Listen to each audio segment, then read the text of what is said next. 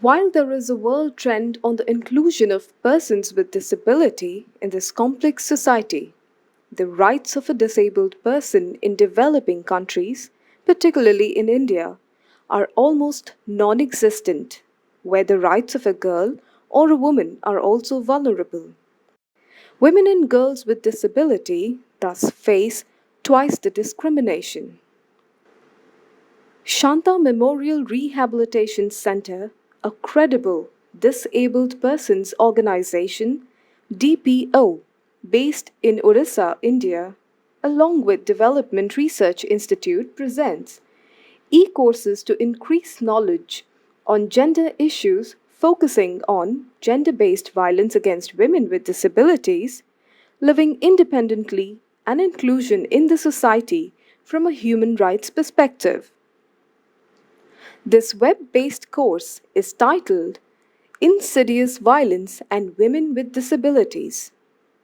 This academic endeavor was designed keeping in mind the COVID 19 restrictions and the shift of focus from classroom lectures to a virtual learning environment.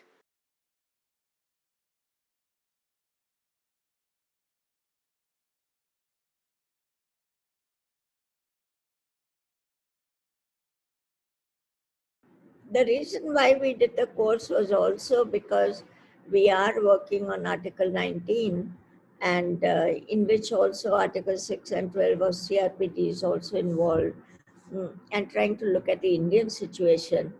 I would look forward to what you feel after these two lectures, and tomorrow when there are talks on deinstitutionalization. And I hope some of you will come up with posters, but on the whole, even if you write to us on the chat box or you can send us mail, I'll send you the mail that you can access. It'll be great to hear from you that what have you learned, and outside this also, whether you have been exposed to ideas of psychosocial disability and legal capacity, because as you know, in India there was a big movement to get women to fight for women with psychosocial disability to get legal capacity on the part of the law. So with that, I will ask Umul to join us. We have tried to make this course both academic as well as activists on the ground, because one or the other alone. Uh, uh, Good morning. Good morning, Umul, member of the Indian Association of Women's Studies. And we feel that women's studies without activism is something without a soul. So I also feel that if you are doing disability studies, there is also a very large part of it has been developed by the movement and by women on the ground. That is why it is my privilege today to ask Kumul Khair to join us. She has done a lot of work and is a rights lawyer like Anastasia, um, and works with the Disability Legislation Unit. That is that a part of Vidyasagar, Umul? Yeah, the Okay. department in Vidyasagar. Okay. I also So work with State Legal Service. okay. So she has done a lot of work on disability, been part of the movement on advocacy, on inclusion, employment, and part of the work that most women on the ground who are working for disability also is advocating and changing policy. So Umul has been part of that path-breaking work that has been done, especially one issue that has emerged very, very important uh, in disability today is the lack of toilets that हाँ are there, and the कर दीजिए accessibility that does not take place. So that is something that good she morning has done. She has also been, she has educated at the National Institute of Open Schooling, where she did her sociology's graduation and later had a law degree from Ambedkar Law College in Chennai. She has challenged the court in the rule that a person with degree from NIOS isn't accessible to register with the Bar Council. She has won the case despite all odds, making a dream for many, many persons with disabilities who cannot go to regular schooling to join the board as lawyers. Apart from conducting programs for government departments, she has set up a group to create strategies for support circles and supported decision making. This is what the last thing that I was talking about in intellectual disability, especially that support services are so very important for many, many people. Her efforts have brought her several recognition, including from the US in 2019. She was chosen for the Helen Keller Award under the Role Model Persons with Disabilities category, instituted by Mindtree and the National Center for NPEC.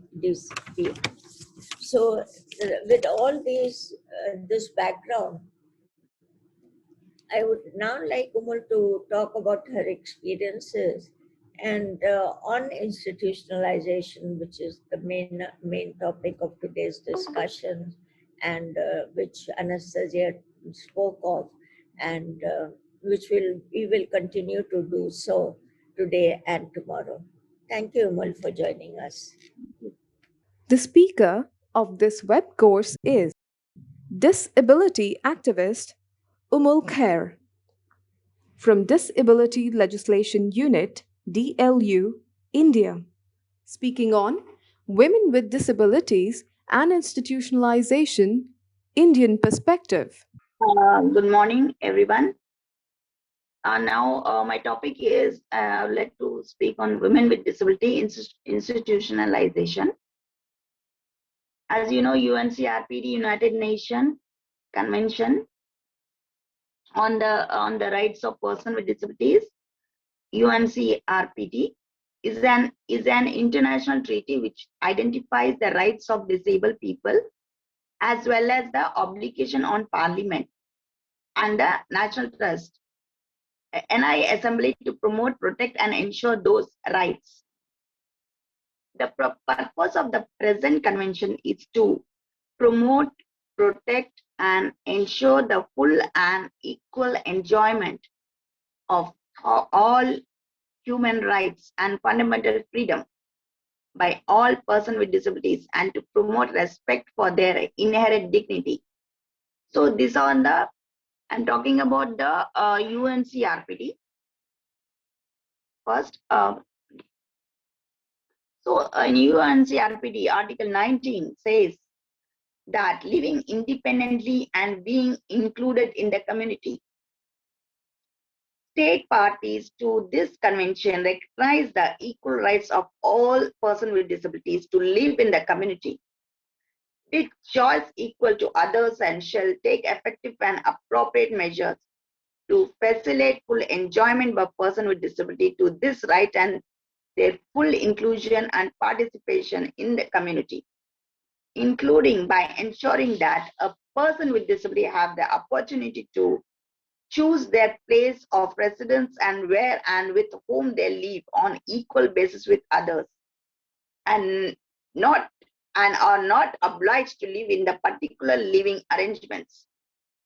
Another thing is, person with disability have access to range of in-home, residential, and other community support services, including personal assistance necessary to support living and inclusion in the community, and to prevent isolation or segregation from the community. So there is a paradigm shift. So let me tell you, I'm a Umul Khair. I'm a woman with disability, and women with disability and as a woman in general face a lot of discrimination, as I have broken some stereotype. So like that, but there is a paradigm shift. Gone through, like I also gone through like medical treatment, in my whole life, I was doing medical treatment. So because of there was no awareness. So I would like to talk about paradigm shift. Persons with disability are not viewed as object of charity, medical treatment and social protection, rather as subjects with rights. So they should not have like charity base. So with right based approach should be there, who are capable of claiming those rights and making decisions for their lives based on their free and informed consent, as well as being active member of society. The convention gives universal recognition to dignity of person with disabilities. So institutionalization, what is that? Like I can say cradle to the grave, from beginning, cradle to the grave till the end. It will be in the institution. In New Delhi, women, as Women Rights Watch, New Delhi, women and girls and disabilities in India are forced into mental hospitals and institutions.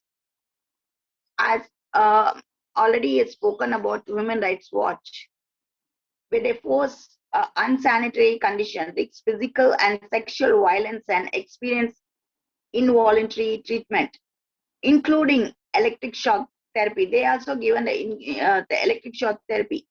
As one woman put it, they are treated worse than animals. Human Rights Watch found that women forcibly admitted to government institution and mental hospital suffer grave abuses and called for the government to take prompt steps to shift from forced institutional care to voluntary community-based services and support for people with disabilities.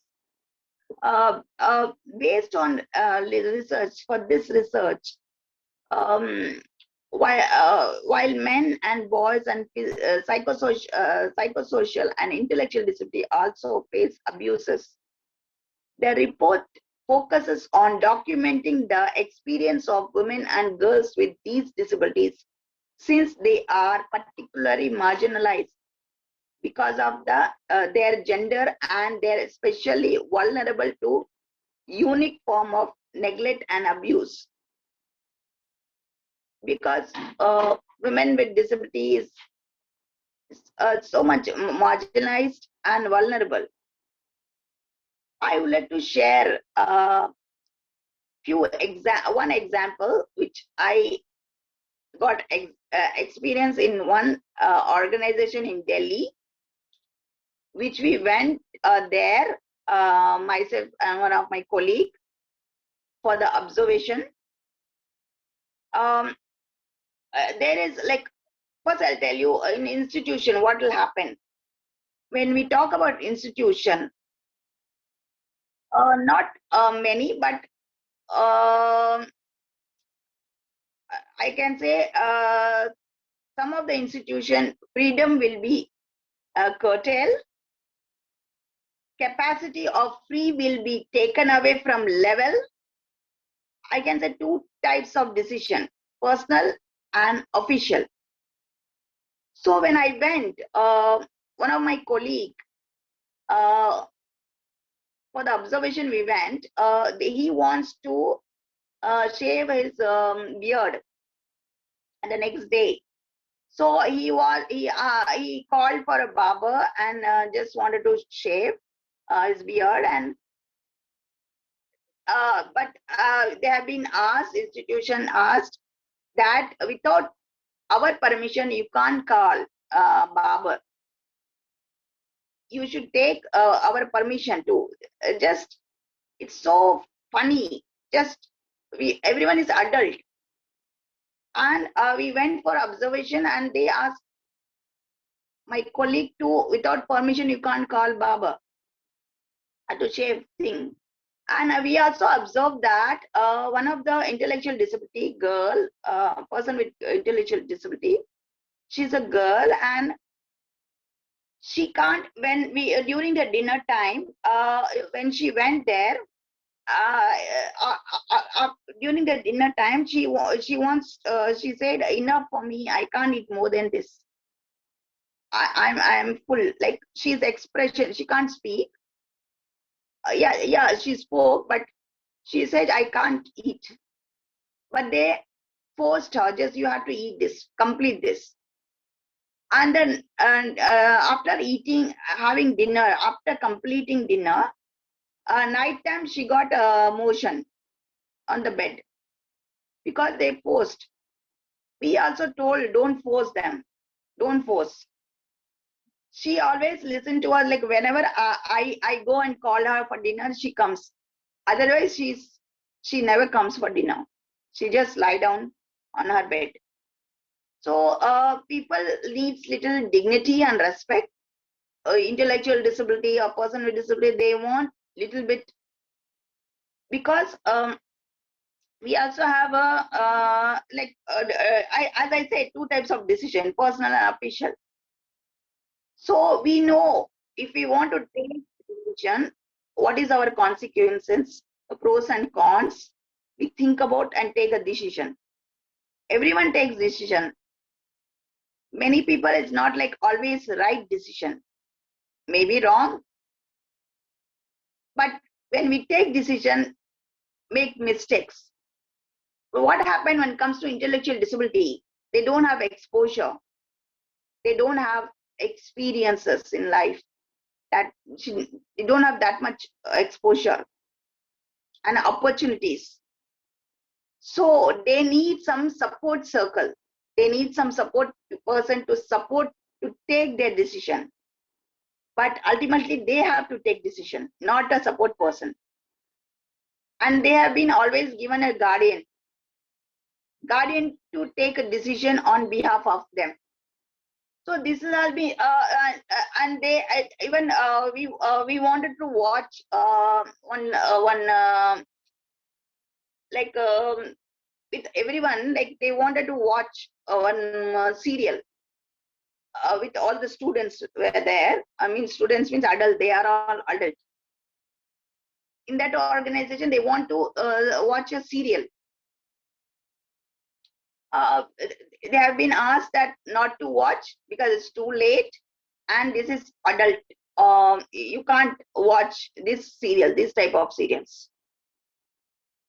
So these people are adult and they have been treated like a kids, small kids. So where is their respect and like others? So like what is these are the things which like to share this. Some of the institutions accessible, but some of institution which when they have only intellectual disabilities, person with intellectual disabilities, not a wheelchair user, so they are not designed for wheelchair user. That institution has not designed for wheelchair user. Accessibility in one ramp like that, but not all aspects. So after we are the wheelchair person with wheelchair user, so we went and we just by seeing us, and they want to make a more open to everyone. So what do you think? This all these things happen like we have. What is the next is recommendation? We're talking about recommendation. How does we have to give the recommendation to the government? This plan to realize the right to live in the communities for all persons with disabilities. What is the time frame for affecting this right? What legislative framework will be developed to ensure this right? Information on housing a person with disabilities with suitable information on inclusivity. Housing facilities, there's no accessible housing and there's no support system. Home and environmental accessibility in rural, hilly and forest areas. In rural areas also, There's no question. Is there an intention to adopt community-based inclusive development as strategy for the future? So these are the questions. We have this, I would like to share one of the case which I have not written here, but I would like to share. I can give it to you. I want to share after this. There was a client, person with intellectual disability and cerebral palsy. A client joined center 1985. So before that, I would like to say that we also I also coordinate free legal aid for a person with disability from the State Legal Service Authority. They also give a free legal aid. So through free legal aid, we got one case which I'm going to share with you. Client joined center 1985. She joined the home management program. There's a center, okay? It's an educational center. It's a good center actually. She joined the home management program, but her mother was a working woman. She was not able to follow up her daughter work. She was then put in Andhra Mahila Sabha hostel. However, they sent her back as they could not take care of her. She also had developed scabies. Client joined again center because after that she since mother was busy, not able to focus, so she put in a Mahila Sabha hostel. Then she developed scabies. Again, client joined again that same center. They started a day center to cater her needs and the needs of other working mothers. She has been followed different pro-vocational and functional academic programs. She supported vocation and explored the different leisure options, including visit to shopping malls, parks, temples, and friends' houses. She was receiving physiotherapy and maintenance therapy. She is being picked up and dropped back from her residence in adapted vehicle, hydraulic lift. That is a vehicle. After her mother demise, the father, aged 85, has keen to put his daughter in a hostel. And let me tell you, she also got a property which father has not given. He felt that what is the point to give her? So he wants to distribute to other siblings. After her mother demise, her father, age is 85, has been keen to put his daughter in a hostel, as he cannot take care of her. Though the parents can afford it, they never like to pay her fees because they don't pay the fees also. As a center got this information, which she was staying in the center, they have not informed the center. Suddenly they stopped her coming, and as center got information that client is in a small Madurai center of Madurai Center, RMD. So from this center, which I also went with the team, visited the place and saw in a small dingy room with 3 terminally ill-aged senior citizens. She's just I think 35 years old, 30 years old, but she was terminally ill-aged senior citizen. She expressed that she doesn't want to stay there, as she was bored and wanted very badly to come back. Without her consent, she has been put. This is located in a very far away suburb and cannot give her any services. They have not reported to the center at all. It is sheer cruelty. We also sent a formal letter to the father by a courier, but it can be harder for women with disability to get away or get support system and home adapted to meet their needs. So what is her things? Her rights to access center, to be with a group of people who understand. First is her right to access center. Second is to be with a group of people who understand her and not to be company of terminal ill citizen. Third is meeting with the family members to solve amicably property issues, which she has a share. Her right to mother's pension, because she was working woman. After a demise of her mother, she should get a pension. Her right to property under provision of Section 13, Right of Person with Disability Act 2016. So this is under new law, person with disability get the inherent property on equal basis the non-disabled peers. It talks about non-discrimination. It talks about support system. It talks about evolving schemes. So we also it talks about free legal aid. Legal service authority lawyers, like generally legal service authority lawyers goes to jail, speaks to the clients.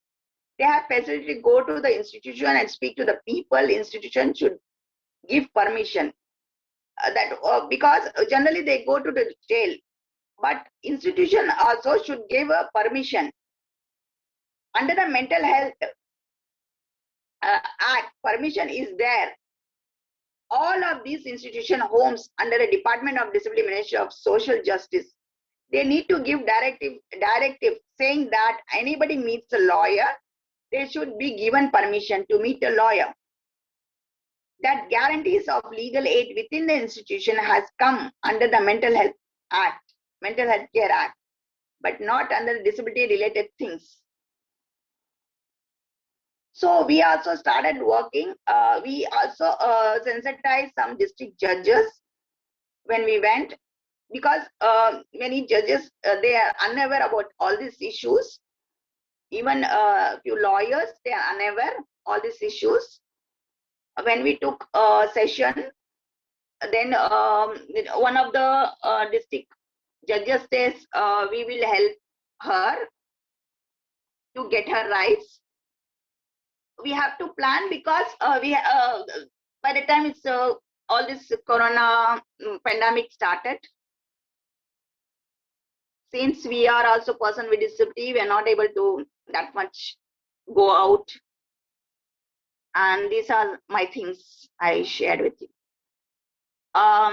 Police, we have not police, we need to do sensitization program. So far we have done lawyers and judges.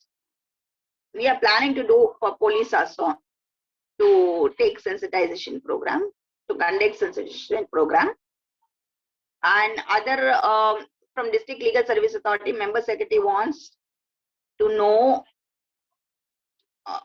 all these issues, and he's also know about schemes for person with disabilities. So that's all. Thank you. Any questions?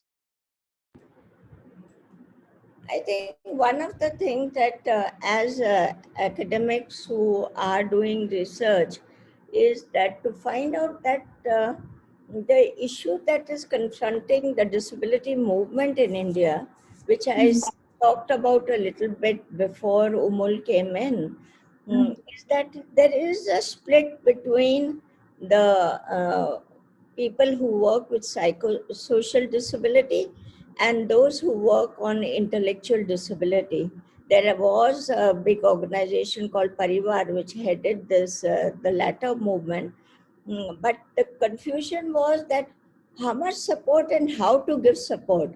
Now the CRPD does talk about support, and that support should be given. Yeah, correct. And that is something that is very important, and which also the psychosocial disability movement believes in. But the psychosocial disability does not, the movement itself across the globe does not believe in institutionalization, because institutionalization, according to it, is something that has mm, brought in more human rights abuse uh, than it has provided. So Yeah. that movement is there, but for us is to see how it is and why is it. We will also show you a video of Bhargavi could not come today, otherwise she would have been here to talk to you about psychosocial disability. But she has written 2 books on mental illness. She was one of the first to write on mental illness in 1980, in 1995. We'll share that with you, in which she wrote on mental illness among Indian women in the EPW, the Economic and Political Weekly, which came out in 1995. I think it was volume 30. We'll send you the resource material. She has also written recently a book with, there's a woman called Sundaram with her, and 3 other books. Amita Dhanda has done also some work. One of her articles, From Duality to Indivisibility, Mental Health Care and Human Rights, is quite well known. But on the whole, it is the 2 reports that came out by Human Rights Watch. And you will also see, if you look at the name Shanta Rao Gariga, who did those reports, she has talked a number of times. You'll see a number of YouTubes with her, from her. But there is also a book by Valiappan Reshma, who is also a person who leads the disability movement, Yeah. a social movement. And she has written a book in 2015 called Fallen, Standing My Life as a Schizophrenist and Unable. And that is a personal experience that she has provided of a woman who has had a psychosocial disability and moved out of it. Now, that is one of the other books that is quite well known. Renu Adlaka, who will talk on the last day, also will speak about a little about, she has worked a little bit about psychosocial disability. And um, Nilika, who spoke yesterday with Shubhangi Vaidya, who works on autism most of the time, wrote something called, an article called Exploring Constructs of Intellectual Disability and Personhood in Haryana and Delhi. That was the article that Nilika was talking about yesterday in the Indian Journal of Gender Studies. Then there is another one news item which I think is important, by S. Venkataraman, Dumped, Abandoned and Abused Women in India's Mental Health Institutions. Some of the issues that have come up to us also in the field, as we have at the moment a project running on on psychosocial disability, is the issue of homelessness, which came up mostly also during COVID, that women who have been abandoned, not only dumped in intellectual institutions like they were done in Pune, and which was shown by the Human Rights Watch, there were also a number of women who are homeless and roaming around on the road. You might have seen many of them. Now, what are their rights? And how do you take care of them is something that you need to explore. Is it okay to put them in institutions, or do we ask the community to look after them? If you ask the community to look after them, then there are certain issues that come up. What does, for example, Article 19 tell you, if it is in consonance with both Article 5 and 12, that you have a legal capacity for certain issues in India, where mad people, as they were called, Yeah. they not been had the right to vote, no right to banking services, no right to stand for elections. There were many rights which were not part of their lives till this time when the mental health bill came on. And even now, there is a special mental health act instead of being part of the disability movement, which we were trying for. And so when you come to those with women with psychosocial disability in the field, if they're not institutionalized and you're talking about working in the community, then I think you have to look at all the rights that are there and their entitlements. If they do not get those rights and those entitlements, then it is not living in the community. Living in the community doesn't mean abandoning them where the community is concerned. They have the right to a home. They can live within the family or outside it. It is up to them. But they also need the support of the state. And that support comes in the context of entitlements that are there, which are available to them, a number of schemes that are there by the government of India. They're also there for social inclusion, which is also part of what we should be doing, not only in the field but also in our writings. That what does social inclusion mean for women with psychosocial disabilities if they are institutionalized? Because then there is no kind of social inclusion at all. So you are, by institutionalizing them, you are taking away the right to have a social life. You're taking away the right to making decisions on their own. Yeah, Because correct. studies were done on this, that Yeah, most of the women who are in mental hospitals are basically women who have been divorced by husbands. And there have been a huge number of cases that came out in the Pune study, which on psychosocial disability, which showed that psychosocial disability, one of the major reasons is mental illness that comes through a marriage. The kind of pressures in a patriarchal system that are there, and husbands and families abandoning women in mental hospitals, where one of the, for example, one of the women said that if she laughed loudly, it was thought that she was mad. So women with psychosocial disability who are leading the movement take pride in what is called madness. So there is a big madness movement across the globe also, which you need to look at. There is also, there are many other issues that are there. If the government is supposed to give you a home, suppose in India under the Indira Awas Yojana, or we have other scheme by which they are entitled to land, then it is their right to access it. But if we look at all the data, we will see that none of these are there. We will give you the interpretation of CRPD, this article, when Bhargavi talks about it. But we are very thankful to you, Umul, for bringing us the ground reality on intellectual disability. I was talking to them about Asha Kiran before you came, and that is another thing that some of you who are doing research might look at the kind of issue that came up during the Asha Kiran court case that came before the Delhi High Court. That is something, another thing for deep research.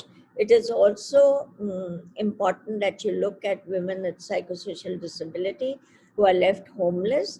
That is another issue that can be taken up for research. There's also what Umul talked about, intellectual disability and the right to support services. In fact, we heard some news filtering through, which might be true, might not be true, that the National Trust, which looks after children with with intellectual disability, is going to yeah, be Garonda yeah, scheme. that it is going to be scrapped.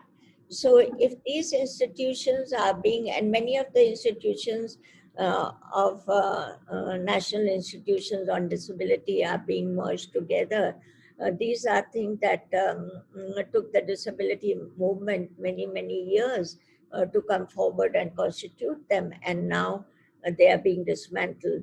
So it is our work as researchers, it is our work that we have got the data and found evidence based research, which has brought about the laws, which has brought about the change in our thinking of the legal provisions that are there. And I think this is something that you as researchers, as students, will have to think of. Reena, can we see? Thank you, Umar, so much for being with us. Thank you. We are going to show you a small video of a few minutes. If you uh, Anyone can just go to any public hospital. It could be a friend, it could be your parents, it could be your husband. Just say, oh, this woman is not okay, and they just lock you up. No one has asked me ever for my consent to be institutionalized, and I never even dreamt of being into any institution, because my husband never even gave me a slight inkling about the fact that I would be in a hospital. In India, the way the system is set up, it's ripe for abuse. Families can take women and girls to institutions where they are forcibly locked up for months, if not years.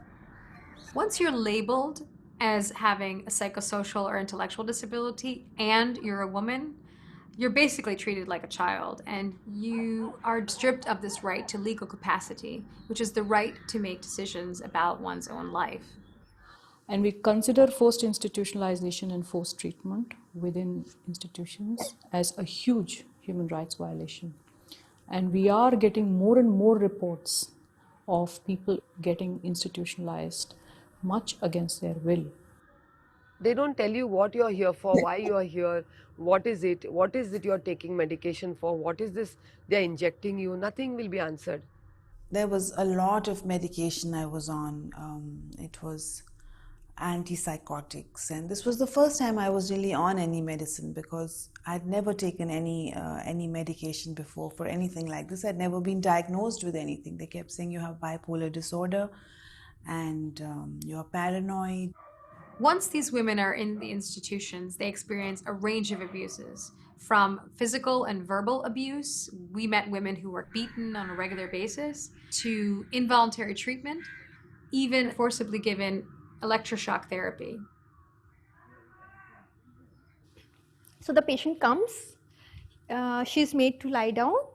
We place the headpiece, and once we press the button, the small amount of electric current goes into the brain. Most of the patients who are recommended for ECTs, they are not mentally fit for giving consent because they are not stable enough. So in those cases, we take the consent from the relatives. I never knew what was ECTs, and even when I questioned them there, they never told me. So there's no question about consent. Even after coming out of the hospital, I was being given ECTs, and when I questioned the doctor, he made another story that he was not giving me ECTs, but he was doing blood tests for me. For any medical procedure, there is a right to informed consent, and this should be applied whether you have a disability or you don't.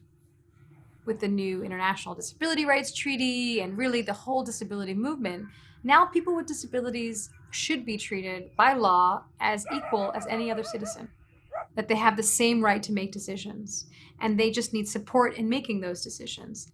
Even in the most disturbed client, we have found a way of communicating with them and making them a partner in all the treatment that we are offering to them. The most urgent thing for the government to do is really to set up the laws that give equal legal capacity, equal right to make decisions to all people with disabilities. In addition, institutions and psychiatric hospitals have to be monitored regularly. And ultimately, we need to move away from institutions, and the government needs to start setting up community-based voluntary services so that women with intellectual and psychosocial disabilities have a resource in the community instead of getting locked up in an institution or a hospital. Once they do it to you, that threat of it happening again, that fear is always with you. You always keep thinking, okay, I better stay on my best behavior because you never know, they can just do it again. So this was only a small video that Bhargavi and others had done. But as I told you, we will be sharing the resources and we will try to get Mahima Nair if she can come in and speak, because she has done a lot of work on mental and or psychosocial disability. And now I would like to go to your assignments. Uh, is there anything else that any of you would like to say on institutionalization? Would someone like to come forward and talk a little bit before I go to the posters? No students? Participants? Hello, ma'am. This is Yeah, Maris here. yeah. Ma'am, actually, I viewed institution in a two perspective. One is especially women with disabilities. The video which highlighted, especially those who are adversary with the woman, either in-laws or husband, for that extent, they used to do. That is one thing. But other thing, some institutionalization happened from childhood onwards. Especially it happened with male disability as well as, especially because of some kind of help, for example, visually impaired, JAWS and other screen reading, other training, braille, and even deaf community and all. So those institutionalization, now what happened, it is mandatory also, because I would like to highlight this one. Abuses also taking place those institution also.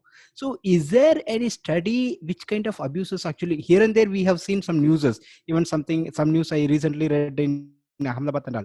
But what about that abuses? Even sometimes what happen, students are unaware, or the people who are in that institution unaware that they have been abused by the institution in the name of charity or in the name of helping. So how these things can be handled or tackled? Have you come across such a thing, ma'am? Because in institutionalization, I find it difficult to get any such studies or evidences, ma'am, apart from here and there some informal discussion with my fellow colleagues. No, I myself have not done work on intellectual disability or childhood disability. Most of my work has been with psychosocial, but we'll share with you, and we have some resources that have come about. And I think also the outcome of the Asha Kiran case will give you a lot of insight into what is happening, because that was a case that was taken up by the courts themselves. Yes. But I will. Is there Asha ma'am, anything else? Yeah. Have you looked at it? Yes, ma'am. Pardon me, ma'am. No. Someone was trying to comment. I'm Ratna.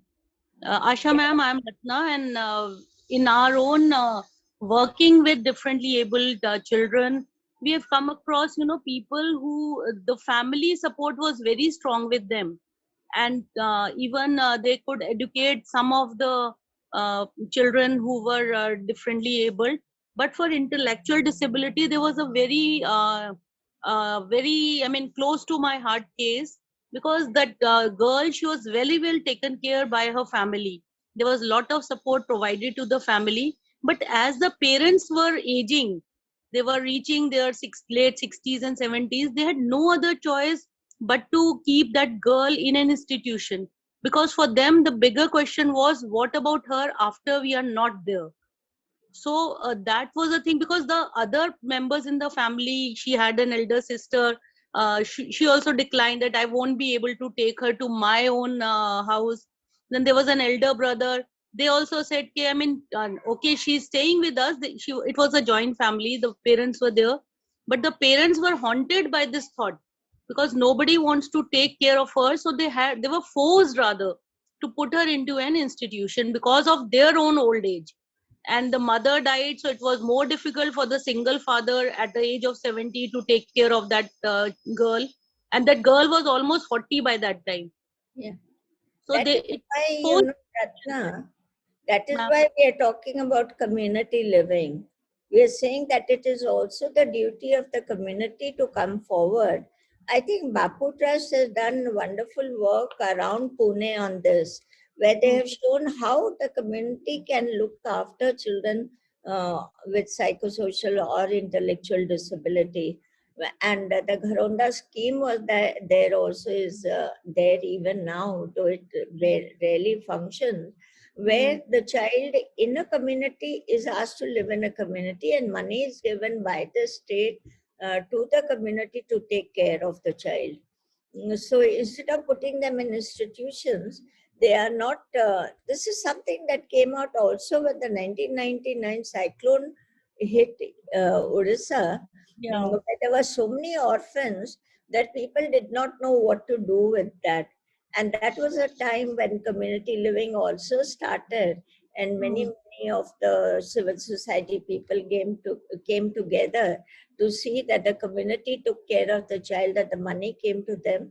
But there's also then that there has to be some kind of monitoring system by the state to see, or by the community to see that the community does take care after making promises, because in some cases they do not. But if the community is completely involved, it does happen. And their training, ma'am, they in the community they might be willing for the humanitarian grounds or for the benefits, but they are not trained to take care of them. That's another challenge that we come across. I think when a child has grown up in that community, everyone gets used to how to deal with that child. So sometimes some kind of training can go wrong also. The way they do it is not human rights based training, then it has more adverse impact. If it takes into account that what the child's needs are, I think that is much more important, and that the community would know how to deal with it. But if there is human rights based training, that would help them to also enable at least teachers in the village school, others to take care of how to deal. Now, for instance, the education system where children with disabilities are included. It's a good policy which talks about inclusion, but schools are not ready yet for inclusion. So this is where civil society and writers on intellectual disability need to come forward. Unfortunately, what just now was said, there's very little material on intellectual disability in India. We have that abroad, and I can share that with all of you. But on India, real intellectual based work on intellectual disability is very, very little. Thank you, ma'am. Thank you so much. And I'll show you some, the posters that I'm going to show are not disability ones. I couldn't find any disability ones. These are something that I was part of university consortium. And this is how these posters were done. See, in one page, you get everything that you want to say. So this was a poster that was done on gender, social differences and inclusion in adaptation research and action by HireWare, which is a very big consortium of university teachers. And this was an academic work that was put before in a conference that we had by people from, most of them from all the consortiums who were there. And how to put all your thoughts, everything into one slide, you can do it. This is another, yeah, this is the full poster. They have a photograph. You can, if you can find one, it's okay. Otherwise, it's not important. You can show graphs. You can show if you have any other kind of data. You could show tables, anything that you can do, but everything, it comes in one graph only. This is how you can develop a poster. Are there any questions on it? You can take up any issue. Ma'am, how much time one would get for the presentation? How does one? One would get for the presentations. For the Participants have to presentation? present it, right? Yeah, that Yeah, is yeah. first, no, you have to make a presentation on any topic that you've listened to or you would want to. And what Nandini wanted was that can you take it up as an action research where you talk about, even if you're doing an article or a book on it, you could say that in this next 6 months, this is what I'm going to do. If you're doing something in the field, you could put that as an action research, that I'm going to look at so and so group, and this is the kind of data that I will collect, whether it is quantitative or qualitative. In this project, we had collected data for about 1,500 households, and most of these households, this one, the one that they're showing was on river flooding and climate change, and there were others also. But you can see what is the outcome of their research, what can be done. This was a post research, but you can do a pre-research also as to what you will do. What is the topic that you're looking at? What is the kind of data that you will collect? What will be the outcome of that data? Whether it is going to be an article, it's going to be a book, or you're going to use it in your organization where you're working, and or elsewhere where you are doing that. Something like that. This is what we feel that you can present in 5 minutes. So if you have a poster put up, it will be easier to do it, to read it, and we can also, you can keep it to follow up what work you're doing. So on the first and on the second, this is those will be your 2 days. Renu Adlakha will be joining you from CWDS, and also on the first, someone from UNFPA will be there. So these are linkages that you can build up also of resource persons who are here to help you in your research. Anyone who's spoken on this panel or in this in the 7-8 days that we are together, you can always ask them to help you to write the poster. That is something you can do. If you want, we will share with you a list of emails after asking them. But anyone who wants a particular teacher to get in touch with, let us know, let Rajeshri know, and she will get the email address from you. And you can work it out among yourselves. If 2 of you want to give one poster, that also is possible. This poster that I showed was done by 5 or 6 people. So that is how they had worked, but that was something that was part of a consortium. But you can also do that. So thank you so much for coming in today, and so early, because Anastasia, for her it was 9:30, 10:30 at night, and she is going to have a baby soon, so it was a tough time for her. So thank you so much. I look forward to seeing you tomorrow, and any questions that you have on the course, please do write to us, to Rajeshri, and we'll be happy to see what else we can do besides. We're trying to get academics and activists together, so hopefully that is being helpful.